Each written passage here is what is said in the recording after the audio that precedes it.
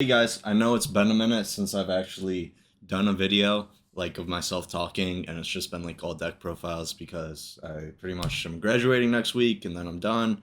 So I had to just like go to these YCSs, go to like this regional, and also keep up with like the competitive Yu-Gi-Oh while trying to maintain school. So it's just a little hard, but I definitely don't want to just be like a deck profile channel. It's like one of the reasons I wanted to like prove myself at those tournaments so people actually think my advice is like worth listening to. So yeah, but what I want to talk about today is just the new Dynamorphia card. Well, not new, it's been out, but it's actually just like increased in price a lot. Over 100% increase. So 4 days ago, it was on the 24th, 28th today. It was selling for literally like $10. And when we go to now, it's like 23 if you're lucky. Most of them I've seen have been like over $25.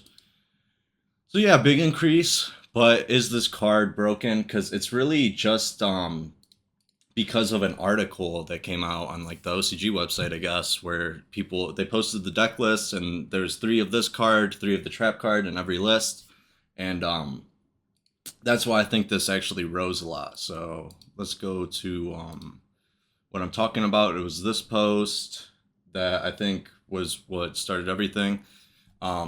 We see that there's three of the Dynamorphia, three of the trap card that I'll show you in a second, and then the extra deck package, two of the bird, and then 1 of the three fusions available for the archetype.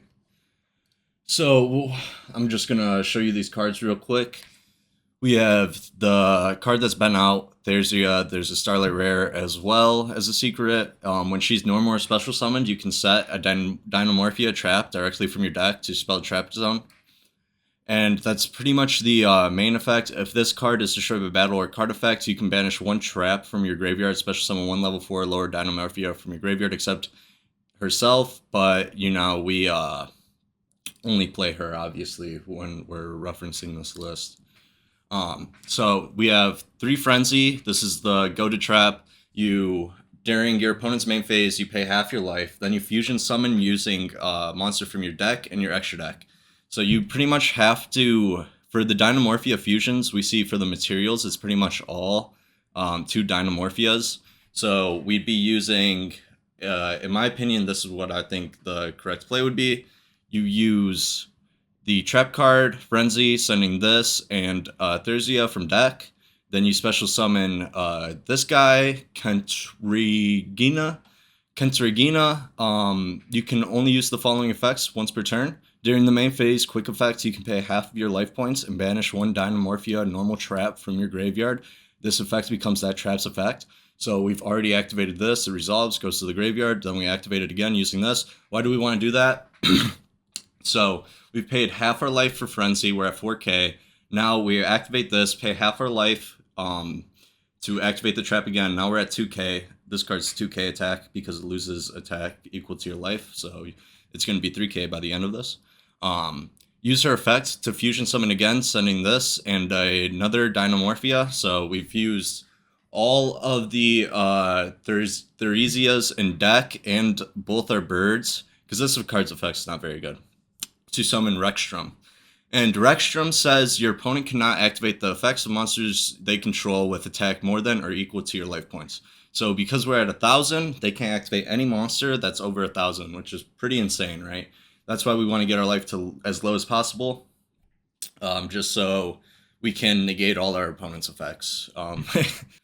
You can only use each of the following effects once per turn. Quick effect, you can pay half your life points, so that would put us to the 1K.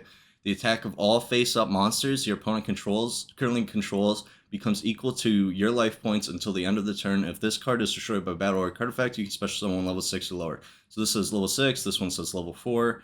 And then just for your sake, I'll explain this card as well. You don't have to pay life to activate the trap or monster effects when you're 2,000 or less. And when your opponent activates a monster effect, you can burn them for the monster's original attack. So pretty cool engine. Now let me talk about how good I think this is. I also have Exile here just as another trap because it's in the list and it's also coming out, and it's going to be search target for the Despia deck that might be played. Just says target one Despia monster or one level 8 or higher fusion monster in your graveyard, special summon it. Then you can apply the following effect. Fusion summon one level 8 or higher fusion monster from your extra deck by banishing fusion materials listed on it from either field. So if we already have a brand new fusion, it might be good to search this, and people might stop playing Lost, honestly. Or they just might play Lost with us. Who knows? Okay. So that is all of the cards explained. Now, do I think it's required and OP and that everyone's going to play it? I do not. So reason being, there's a lot of things that are going on in the OCG that aren't reflected in the TCG, being like Maxi and Enchantress and Wright are already at 1. So we see in the past list, the Despia decks, in contrast to Chris James, who I have here, with his first place list running none of the Brave package at all, and still winning the event. You know, shout out to him. His YouTube's Loft in TCG. He just started, I know, so that's pretty sweet. I've known him forever, actually, like literally since I was like 11 or something. But he didn't play the Brave package and still won. So would you play it in this deck? Maybe, because you're able to use your normal summon effects, and that's going to be your normal summon a lot of the time, I think, or at least you would want it. So you'd have 6 starters now. But I still don't think it's better than Enchantress. I mean, that's really just like the big thing when you're making your decision is, do you believe that you don't have to play the adventure package and you just want to play Designator? Because obviously you can play both too, but when you're already playing the poly package, that's just a lot of cards. In this build, we obviously see no poly package with the adventures, so there's a bunch of different routes you can go with the deck.